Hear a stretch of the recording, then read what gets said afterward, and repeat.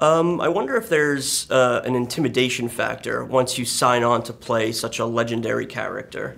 Not intimidating, more sort of just a sense of honor, really. That it's a character that's been in the Universal Pictures family since 1932, I think it was, when Bela Lugosi first put him on the silver screen.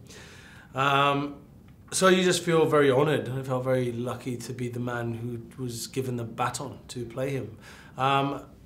Yeah, but not intimidating. When we first meet Vlad, he's actually a pretty benevolent character, just with a dark past. What's it like mixing the humanity with the monster? Interesting. I mean, I felt like when I was trying to sort of think about how this thirst for blood would feel, I was thinking of somebody who was sort of was addicted to something very strong, and trying to fight it by going cold turkey. And I thought, I channeled that sort of emotion. It was very physically demanding, much more than the psychology was triggering the physicality of him, And so it was, yeah, it was very draining sometimes to play that role. Do you look into the past of the actual man, or do you go to Bram Stoker's text at all? No, I didn't. I mean, I've read Bram Stoker's text, which is a wonderful novel.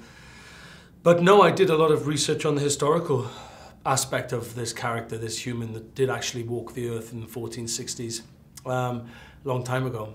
And a lot of contrasting stories about him and who he was and what he was and how bad he was or how good he was or how successful he was as a king. There's a lot of information on him.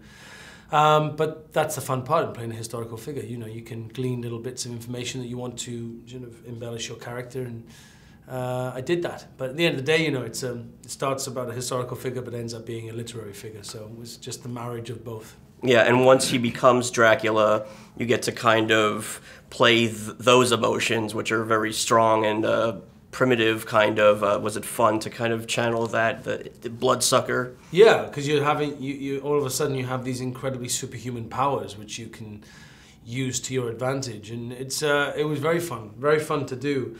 But again, very exhausting, and there was a lot of like flying off buildings and jumping off towers and plummeting to earth and using all these different contraptions and cables and stuff like that. There was a lot behind the scenes which no one will ever know about, which is what causes the story to look so good. Yeah, and we know that Universal is now building this sort of universe with all these Universal monsters.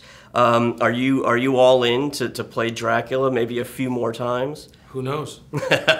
Maybe. Tight-lipped on that? Who knows?